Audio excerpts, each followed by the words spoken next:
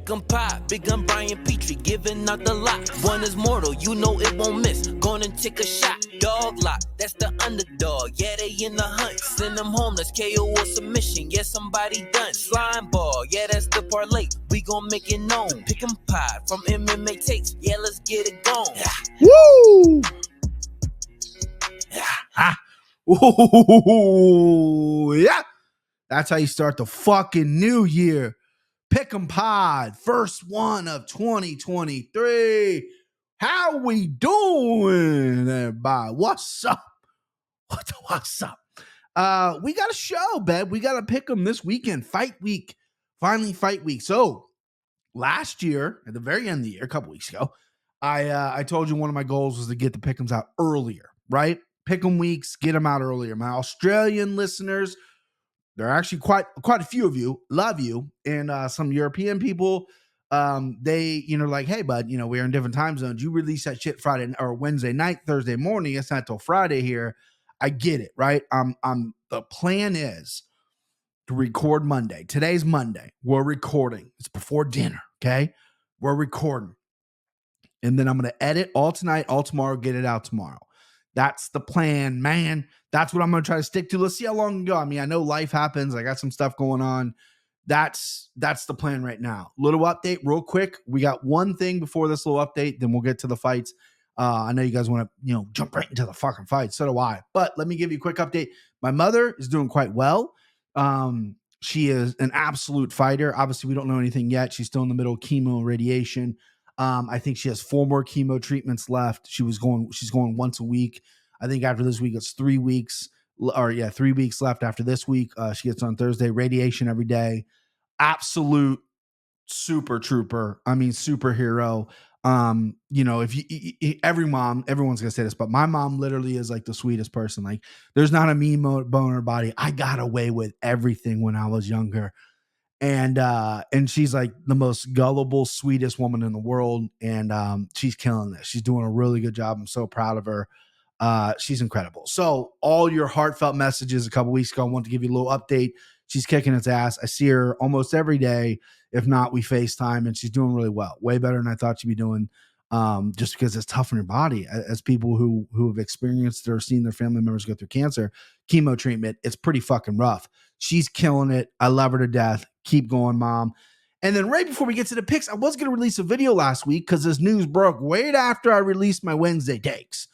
Jake Paul signs with the PFL. So, listen, I've been pretty critical of Jake Paul. I definitely was critical when he fought the YouTubers first fight, then Nate Robinson, then the Ben Askren thing is when I really turned on it because people were going, well, it's MMA versus boxing. If it was MMA versus boxing wouldn't send out Jake Paul, and sure shit, MMA wouldn't send out Ben Askren. So I hated the way that was marketed.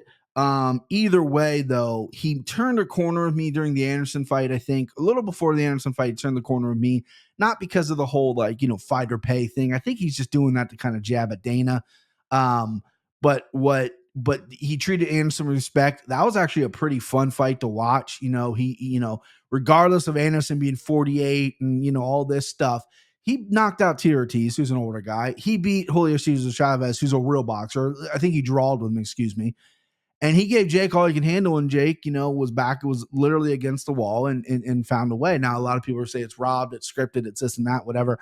I was on that camp as well. The Tyron Woodley little right hand curl and then knockout, still got little question marks about that. But signing with the PFL, I think it's huge news for the PFL. I really like the PFL organization. My guy Kenny Florian's a commentator there. And I really like what they do. I like watching PFL more than Bellator, more than one. I think PFL puts out a quality broadcast. The pacing could use some work, right? The pacing is almost fell asleep thinking about it. But other than that, I really think they put out a good product, good fighters, interesting scoring. The smart cage is interesting. And they've reached and they've signed some people, they're out there trying to do some things. They signed Jake Paul, gave him equity in the company. He has a super pay-per-view division, whatever the fuck they're calling it. But it's good for the sport. And I got to tip my hat to Jake because that's what we've been wanting. Oh, you're beating up all these old guys in boxing. come over to MMA, right? And there's video clips of him when he was younger saying, I'm not going to box this guy. I'd fight him MMA. MMA is way better or whatever. And, then he fell into boxing, whatever. Whatever you feel about this guy, he moves the needle. People want to watch him. I watched the Anderson fight. I watched the Tyron Woodley fights afterwards. I didn't illegally stream it, allegedly. Hey, I don't know if I did it or not. You can't find the fucking link. But I did do that with Anderson fight. And that was a really fun fight. The Tyron Woodley fights, definitely didn't watch the Ben Anderson. I mean, I've seen all of them, but not live. So I think this is a good fucking move. And then he's calling out Nate Diaz. Let's do one boxing, one MMA, which I like. I mean, Nate's a little smaller than him, but he says I can cut to 180. Nate, let's get up to 180. So there's I think this is good for the PFL because this is kind of the blueprint that Bellator / Strikeforce used back in the day, bringing in people, like Kimbo and bringing in certain like wrestlers or whatnot. Bellator's still using that. They're bringing a lot more grappling guys now, and then UFC's done it as well. I mean, does anybody not remember CM Punk? I mean, what Brock Lesnar did was special because Brock Lesnar came over, was a professional wrestler, big, huge, strong freak. Obviously, had some wrestling in Minnesota, was a great collegiate wrestler, but, no one knew if he could fight. They knew he could wrestle. Came over and won the title within like 3 fights. CM Punk doesn't have an athletic bone in his body, but the UFC gave him a shot because of who he was. So this is what they do. They sign people with some name recognition to sell some pay-per-views. This is what they do. CM Punk, Kimbo Slice UFC did that as well. You look at Sean Gannon back in the day. Sean Gannon, RIP, he was the guy that beat Kimbo on the street. They signed him. He got destroyed by some nobody. This is what the UFC, which I know they're high and mighty, they're on their high horse. They're the cream of the crop. This is what they've done. And Bellator continues to do it. And I think this is a smart move by the PFL to sign a guy like Jake Paul. And I'm very curious. You got my attention now. Okay. My attention has been had. So let's see what you got. All right, fight time. Let's get to these fucking fights, huh? I did the Anick and Florian yesterday. So good seeing those guys. If you haven't seen it, Kenny and I, we had a little new wrinkle into, took a little something what I do here, and we brought it over there. Added a little new wrinkle. Thought it went really well. Good energy from the guys. Kenny's dealing with some back stuff, so he's out there being an absolute fucking trooper. But I felt like it was a good show, and you can go watch that if you haven't watched it already. But here, we're going to do my pick 'em. Every single fight is picked. First time being here before. I got an email, I got a DM by a gentleman saying, can you explain, like, I like you. I'm new to gambling. Can you explain the terminology, right? And I can't go over everything, and I don't really know what I say a lot of the time. Just bah, bah, bah, bah, you know what I mean? All right, anyway. Okay, so basically I think he means like when I lock people up. So dog lock that's obviously self-explanatory. The underdog of the night, I'm going to lock them up. That's a must bet for me. Obviously I don't tell anybody to bet. Hang on a second. This whole time that Wednesday, now it's the old logo. Hang on, boys. I'm embarrassed. I got a new logo, and the Wednesday Takes logo's been up there the whole time. And I can't use that one. And this is dead air. All right, so they won't let me use my new logo for some reason. All right, you wanna go there? You wanna be that? You wanna be that way? All right, yeah, I might have to hit you with this one then. I gotta get that Wednesday Takes off there. I gotta get the old logo off there. So we're just gonna go with one of the greatest things that's ever been made of me here. Oh, your boy killing it. Look at that. Little AI art. Just fucking killing it. I'll have to figure that out later. Anyway, apologies. Should have crossed some T's and dot some I's. But he asked me what the terminology means. So I'm assuming he means what I talk about, the locks and everything. So slime ball parlay, that's self-explanatory. I'm being a slime ball. Guys charge for that shit. I'm giving it to you for free. It is what it is, right? I like Slimer. Boom. Dog lock, obviously underdog lock. Anybody with a plus number who's going to give you a bang for your buck, that's my lock. That's why I think it's going to win. Mortal lock, someone who's usually in the minus, who's the favorite, hopefully not too big of a favorite, but a favorite. And that's the absolute best. If you're going to listen to anything I say, bet that fight any which way you want, parlay, whatever. I think it's good any which way. And then the send him home. I get this question a lot. The send him home. This is from John Anik himself. Before I was on John Anik's show, I believe it was the podcast after Jan Blachowicz. I used to have the soundbite. I don't have it anymore. But I believe it was the Jan Blachowicz knocked out Dominic Reyes. And John opened the show and he said, "Send him home, Jan. Send him home early." And I loved it so much. So I clipped that, and that's my send him home early. This is a fight that I think is going to finish. It could be, I'm going to choose a side, but either way, I don't think this fight's going to go to a decision. And that's something I'm going to keep score of this year. Not only does my guy get the finish, but does it actually get finished as well? So for those people DMing me, there's 3. Hopefully that clears some things up. You know what I mean? And let's get into the motherfucking picks. This guy's name's real fun. Matush Rebecci, -700 versus Nick Fiore, +510. I mentioned this last podcast. I don't know why Nick Fiore is even in the UFC. Who offered this guy a contract? Was it a blind man? I hate to be rude. I don't actually think he's that bad. By the way, my card's a little different from Tapology right now. I apologize. One of the curses of doing it that early. So Nick Fiore's coming out of New Hampshire, New England Cartel, good gym, right? 6-0, 25 years old. But he beat a guy's last time out 5-9. For that, 15-13 George Seppert rear naked choke. Before that, 8-4, its best win over Andre Borges, rear naked choke round 1. 3-9 triangle choke Jerome Mickle. Jay Ellis KO 15. This guy's fucking record is 15-98. Then again, 7 fights earlier, he beat Jay Ellis, same guy, and he was 15-91. He knocked him out, rear naked choked him all in the round 1. This guy has not left round 1 once. And I hate that. I hate that for a guy coming in, not leaving round 1. You got a limited record. You haven't fought anybody good. Then you get this Polish guy coming in here. He's got a lot of confidence. He looked good in the contender series. He's a massive favorite.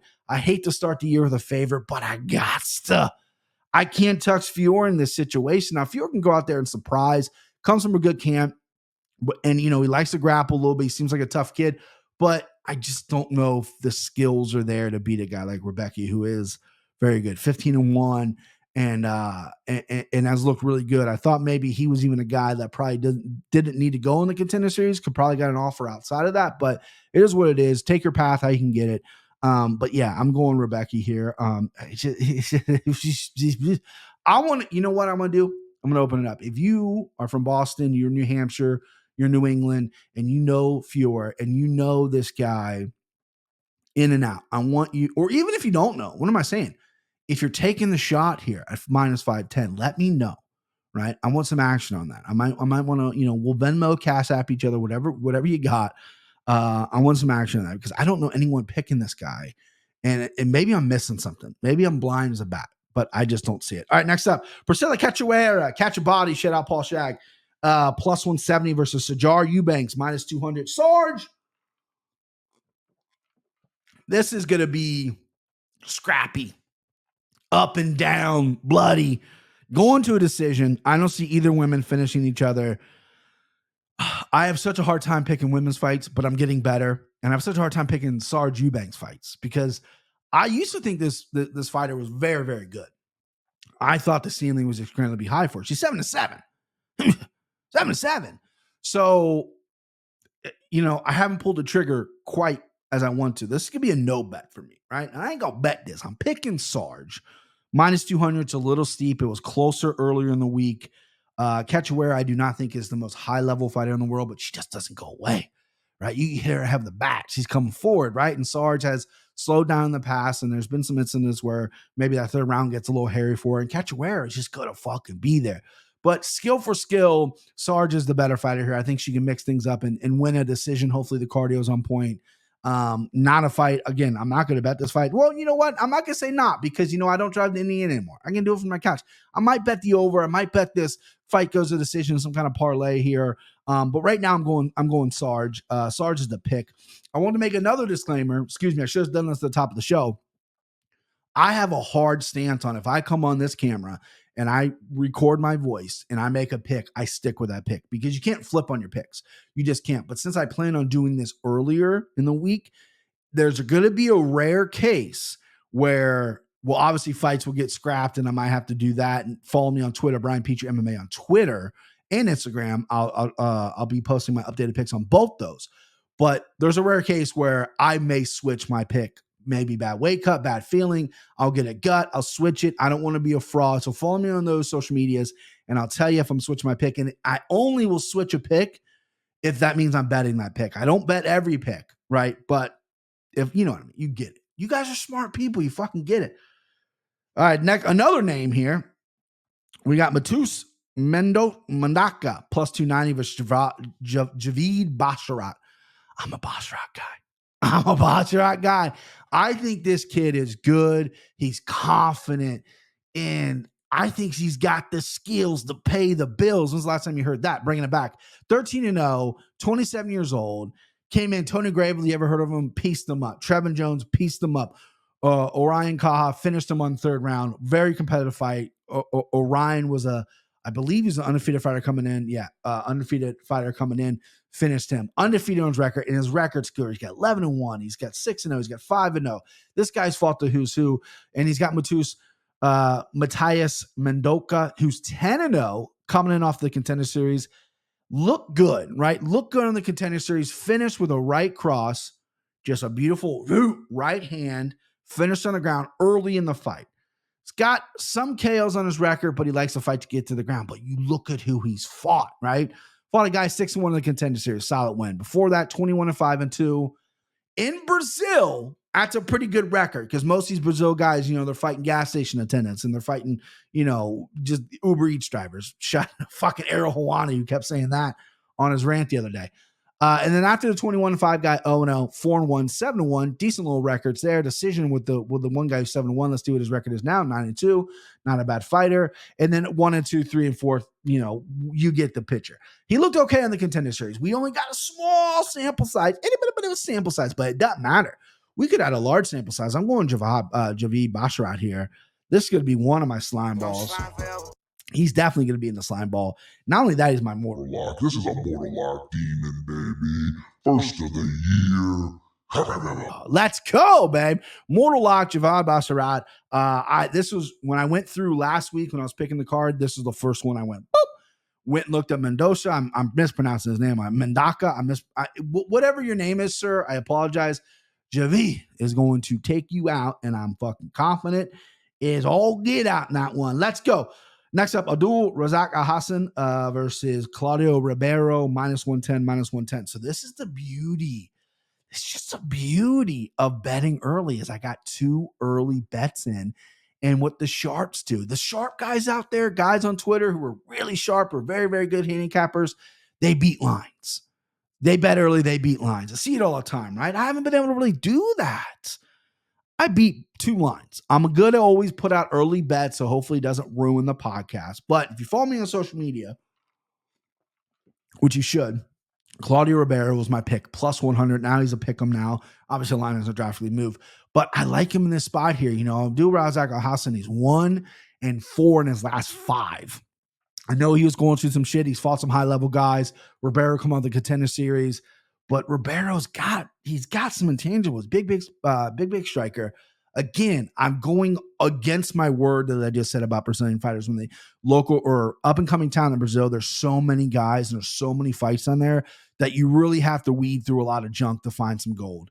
And Ribeiro is a solid striker. What does he have outside of that? I don't know. Ahasan has a good judo background and he can strike. He can fucking take your head off clean. That first round, I'm going to be nervous. But Ahasan slows down a little bit. I don't know enough about Ribeiro to know if he's going to slow down. If he's not, he's a good striker. He's pretty good size for his weight class as well. Ahasan's a little undersized. He used to fight at 170. Now he's at 185. So I went Claudio Ribeiro here, +100. Not going to dog him up because he's currently not a dog. He's a straight pick 'em. But that was an early pick. Your boy got at +100. Probably like him by knockout, even though Ahasan's only been knocked out one time. That was by Chaos Williams, who can knock out the moon if he wanted to. That guy's got some big power, and it was like a kind of a quick knockout. So this might go to decision. I don't know if I want to prop play this. I don't know if I'm jumping into the prop pool yet. Right now, it's on a Monday. I don't know, but give me Ribeiro +100 is what I had him. He's currently -110. Jump on the line. Line seems to be moving a little bit. Monitor it. It is Monday. If he drops down the plus number, hammer that fucking number, huh? Hammer it up. But I got Ribeiro. Umar Nurmagomedov. That versus Barcelos Umar minus 700, Barcelos plus 510. Again, I picked this on the Anakin Florian podcast. I think Umar is the next up. I think he's next the fuck up. I think he's very, very good. And I think, with Khabib retiring, which is a big story, how's that going to affect these guys? All accounts is Khabib ran a strict ship, which could be good and it could be bad, right? Is Umar going to California? Is he in Mount Everest with Islam? There's a lot of questions I have, but I think he's so good that I think this is going to be a good fight for him. I think he matches up well with Hani Barcelos. I think the line's really wide. I get why the line's wide. Umar seems to be untouchable. Barcelos does have really good grappling. Good wrestler himself, one of the few handful of Brazilian guys that come from Brazil with a really good wrestling background. I wouldn't be, I'm not too worried about his wrestling. I like Umar here. I mean, you could put him in a parlay, minus 700. You're not getting a lot of bang for your buck. If you're going to put him in a parlay, make sure it's like a 4-legger, a confident ass 4-legger. Try to squeeze out a plus number or even a very close, a pick 'em number. You're risking a lot. I typically don't go over 3 fights in a parlay. A 3-leggers, I think, is the most you can do. A lot of guys hit lottery plays, and that's fine. Everyone throws a 5 spot or a 10 spot on a lottery play, and that hits, and that's gorgeous. That's a great feeling, but I don't like to waste money like that. You know what I mean? I don't feel like I'm that lucky of a guy to hit something like that. So 3 is where I cap it, but this could be a parlay piece. I'm very confident in this guy. This would be a mortal lock. This would be a lock him up. You'd hear the fucking demon voice, but minus 700. I'm not a chump. I'm not some goddamn chump giving you minus 700 plays. I'm not some chump. But I do like Umar a lot in this fight. Give me Umar, probably by decision. He could finish Barcelos, but I think it's going to be, Barcelos is going to probably have to really grapple. And I just don't know if he's going to be able to hang with that. All right, next up, Daniel Argeta versus Isaac Dulgarian. Dugeta is a minus 180. Dulgarian is a plus 155. So, Dulgarian, UFC debut. Believe he's the undefeated fighter. Believe he's from New Jersey. Huh? You from New Jersey, boy? Where you at? Where? Chicago. Wait, no. Kansas? Glory. Oh, shit. Coming from Glory. I should have done it. He's undefeated. All finishers on his record. Coming in here, and I've seen this kid fight, seen all 5 of his fights, seen some of his amateur fights as well.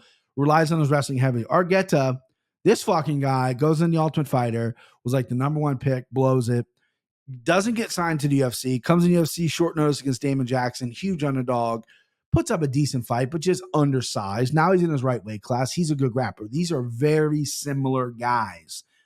I almost went Argeta because I'm like, he had so much hype around him entering that Ultimate Fighter house, and a lot of people respected him, that there's obviously some skills there, but I'm like, I can't get there. Dulgarian is a very similar fighter to him, and he's a dog number, so give me the fucking dog here. Hello?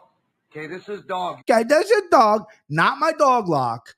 I don't have many dogs in this card, but I do like this spot as an even toss-up fight. I completely forgot Dulgarian was from Glory MMA. I don't really like what's going on there. They don't really have a head coach, at least according to the reports. Krause apparently is not selling this gym anymore. I don't know what's going on. Who are they training with? Did he leave? He only 5 fights in. Does he have enough money to leave to go somewhere else? A lot of questions I need answers to. So I don't love that right off the bat, and I'm actually thinking about switching my pick, and I'm gonna. Give me Argeta. Switch pick. Pick is switched. Yeah, give me Argeta. I don't trust a guy with no camp, with no, I got to make that correction. Sorry for swiping. That doesn't happen often. Mid-recording, but I'm glad I caught it. I can't trust a guy with no camp, no coach, no nothing, making his UFC debut against a very similar fighter who has some UFC experience. Give me Argeta. I might regret it. And I'm going to fucking play it too. Fuck it. That was the universe lightning bolt struck me, and I switched my pick. So I have to bet it. I might fucking bet it right now, but I don't want to take up too much of your time on the podcast. So give me Argeta, switch the pick. All right, next up, Ketlin Vieira, minus 115 versus Raquel Pennington, minus 105. Now, boys and girls. So I only had 2 locks on this whole card, or excuse me, 2 dog locks on this whole card. I just switched off the one. The other one I have is Raquel Pennington, who is basically a pick 'em, -105. It's not even a puppy, right? It's a puppy, but they can't even open its eyes yet. She's my dog lock. Hello? Raquel Pennington. Okay, this is Dog. Kenny and I split. I don't want to ruin what Kenny and I did, but we split on this fight. Obviously, he took Vieira. I just think Vieira doesn't do enough. She's looked good in her past couple fights, but she just doesn't throw. It's just like, do something. What are you doing? Like, do something. That's what you want, but she just doesn't let it go. I think Raquel Pennington's 4-fight win streak, she's in a groove right now, and she is going to let it go. Tough as nails. The only time we ever seen her really roughed up, and I mean, the Drain and Randomly fight, she did get roughed up a little bit. But the Man Nunes fight was the one where we're like, oh, this is surprising. She ended up quitting in that fight, whatever. Rebounded well, 4-fight win streak, and she's beaten some good female fighters. And I think that Raquel is good everywhere. She's not going to get taken down. She might get out like paced and out like positioned. And Caitlin might land the bigger shots because sometimes Raquel can get caught staring. Her last 4 fights, though, she's really found her groove where she's like, I need to press forward. I need to get in her face, and I need to really make this thing happen. No foot's off the gas. Fucking full throttle. I can't talk. Give me Raquel. Give me Rocky Pennington. That's my dog lock. I had a new dog soundbite, but it's not on here. I don't know. What have I been doing for the past month, Ryan? Get your shit together, bro. But yeah, give me Rocky Pennington as my dog lock. I like her by decision. I like 2.5. There's no way this fight, barring injury. Now, one of these, cut, someone can hurt their leg. Heaven forbid they don't. This fight goes to decision.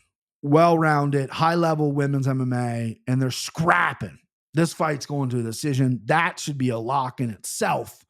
But give me Raquel Pennington. All right, next up, you got Alan Nascimento versus Carlos Hernandez. Carlos Hernandez coming off the Contender Series as well. It's Contender Series card. A lot of Contender Series players on here. I don't mind it. I don't hate it. Is what it is. This is the kid coming out of Illinois, VS Academy, who I looked up. Undefeated. Victor Altamirano was he does have a UFC fight. Split decision over Victor Altamirano. Looked okay on the Contender Series with another split decision. A lot of decision wins here. Likes to get the fight to the ground. To stand up is okay. But he's like a controlling guy. He wants to control the pace. He wants to control you. And like I said, he wants to fight on the ground. He wants to be in top position. He's very good. Nascimento came out and beat Jake Hadley his last time out, and Jake Hadley has looked really good. Nascimento really kicked into another gear in that Hadley fight. Took Hadley down. Grappling looked on point. Nascimento is tough on the feet, not high level, not scrappy, tough, but not like high level. But he could give guy like Carlos Hernandez fits on the feet.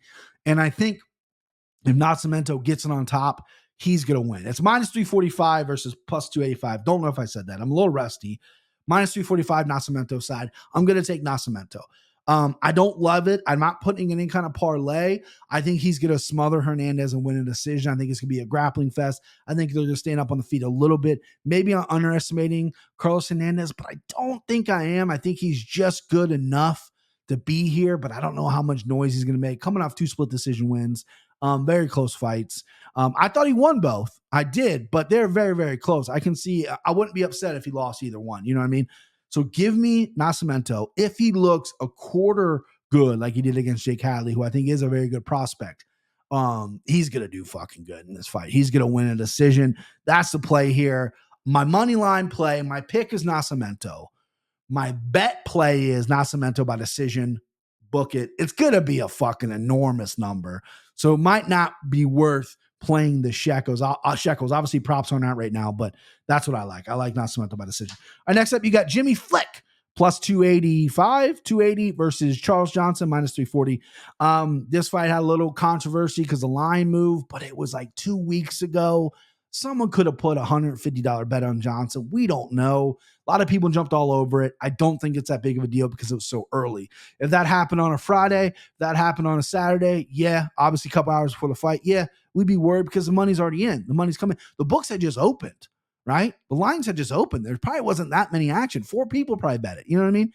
So the big, huge line movement, no need to worry. I don't think there's any fight fixing here. You got to worry about Jimmy Flick, though, right? First off, how can you bet a guy named Jimmy Flick? I feel like if I went to, I'm not a bully, right? But I feel like if I went to a school and the guy's name was Jimmy Flick, I'd bully him because his name's Jimmy Flick, right? That's just a dork ass name. Very good fighter, very talented fighter, but he retired. He was done. He done. I'm getting out of here. Fuck MMA. They don't pay me enough. A couple years later, I'm back. You know what I mean? Shit, I got fired at the sawmill. What the fuck? I don't know if he works at the sawmill. I don't even know where he's from. Anyway, very good on the ground. I think Jimmy Flick is flying triangles, good off his back. Charles Johnson has to be careful here. I hate this line. I think this is a rat line. I'm sniffing this line now as a rat line. That's what I'm doing. Charles Johnson has looked good, but minus 340 good. I know Jimmy Flick is retired, not retired. This is a paycheck fight for sure. For sure, he's coming to get a paycheck, and he don't care if he loses, but he's going to be dangerous round one. He does have some pretty good submissions. I think Charles Johnson wins as much as I think it's a rat line. You know what? Fuck that. I haven't taken one real dog, and I'm not about to be a chalk bitch. I call this a rat line. I'm putting my money where my mouth is. Give me Jimmy Flick. I hate saying the name, but give me Jimmy Flick. Never happened in the history of MMA takes. Switch a pick twice. Give me Jimmy Flick. Round one submission. That's all I'm going to play, right? That's going to be an enormous number. After round one, run, right? Hedge your bets. Round one submission, Jimmy Flick plus 280. Lock it up. Lock it the fuck up. Even though it's not a lock, I don't know why I'm saying lock it up. I'm just saying that's my bet. All right, next up, Dan Ige. Minus 125 versus Damon Jackson, plus 105. Another early bet where your boy beat the line. I'm a sharp. Dan Ige was my first legal MMA bet in the state of Ohio. I bet him like a week ago whenever the line opened up. He opened up minus 115. Sprinkled a little bit, hoping he would maybe drop because people do like Damon Jackson. He's on a nice little run here, but he did not. He went up. So it is what it is. Maybe I'll put him in a parlay. Foreshadowing. But I picked him. This was another pick on the Anakin Florian we did as well. I picked Danny Ige. I'm confident in this fight.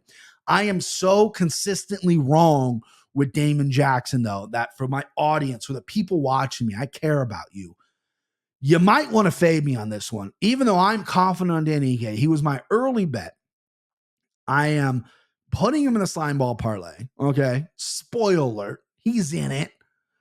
And I locked him up on the Anakin Florian show, and I'm putting him as my send him home here.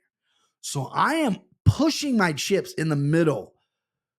So take that with what you will, but I've been wrong on Damon Jackson. The only fight I've ever been right on was a Topuria fight, but that's just because I knew Topuria entering the UFC was an absolute fucking buzzsaw. Damon Jackson has improved, right? I picked against him almost every time. Cardio is elite, right? Grappling is getting better. He used to be only off his back. Now he's taking guys down.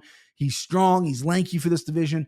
I don't think that's going to be an issue with Danny Ige. Danny Ige does have some pretty good takedown offense. I think Danny Ige needs to walk forward, touch the body, touch the head. Damon Jackson's been knocked out 3 times out of his 4 losses, and he's been dropped in almost every one of his fucking fights, right? So give me Danny Ige. Send him home.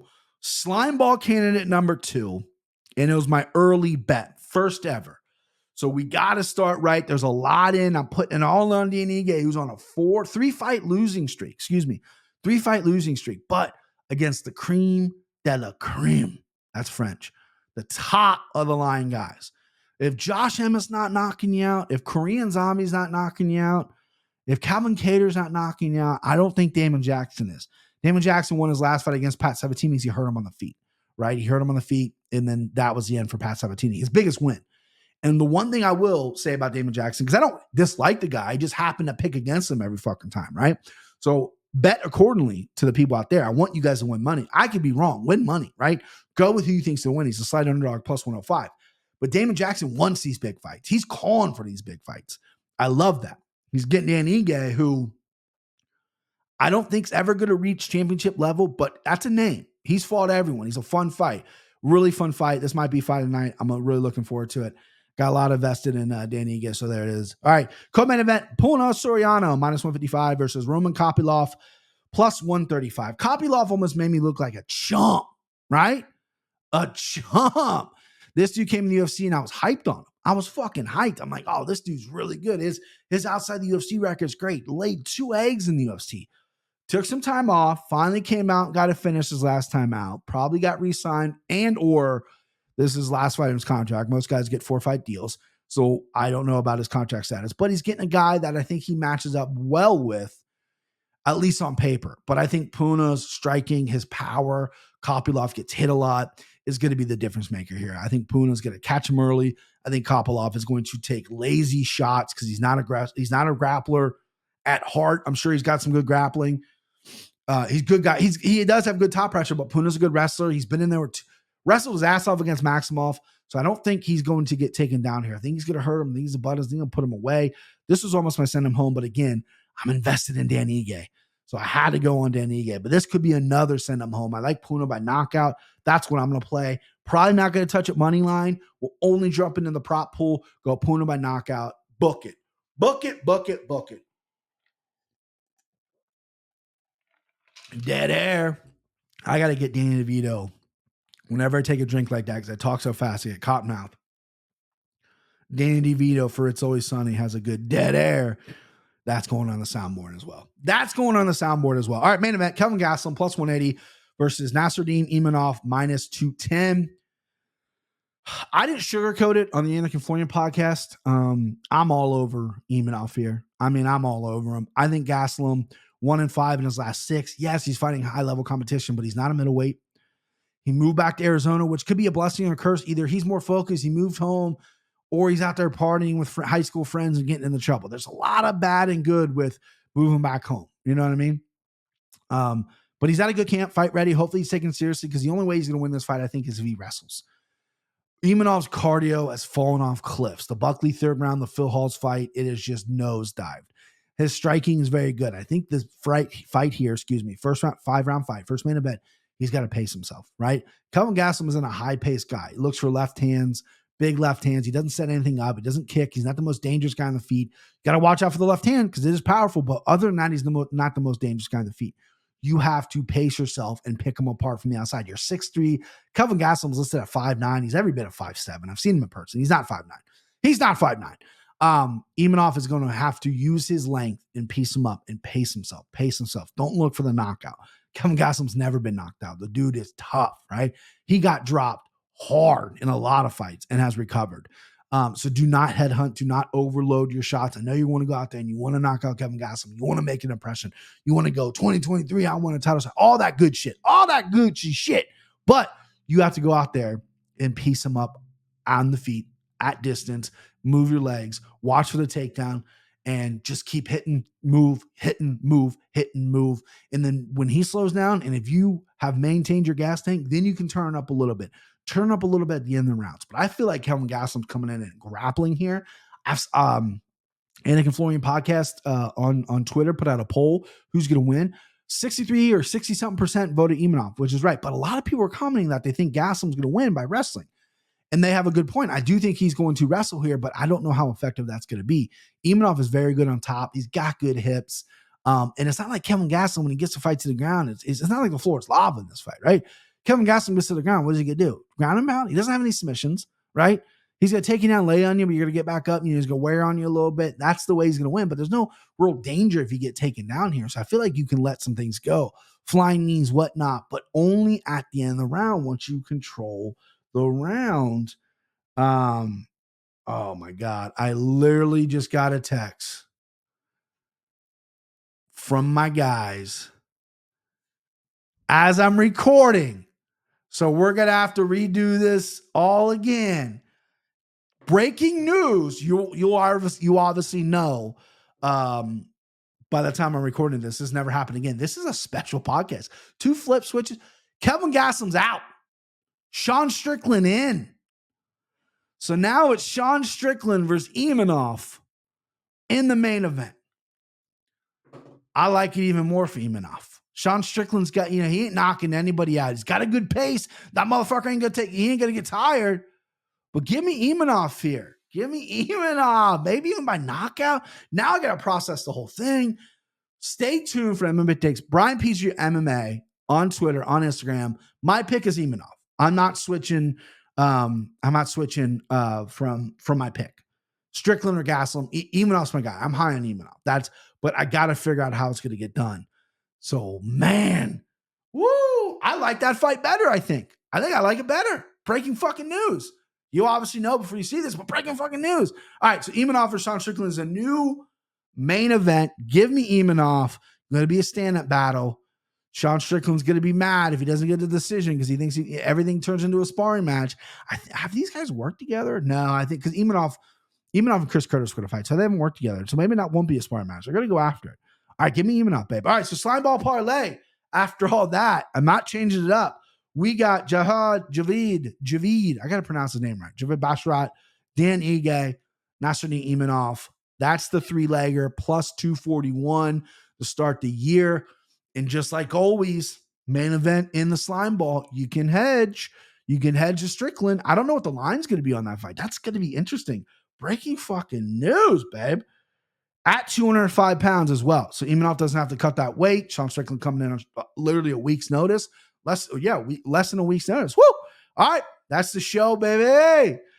Brian Peachy, I mentioned it a million times. I'm not going to keep plugging myself. Please subscribe to the channel. Club 1K. Let's fucking go.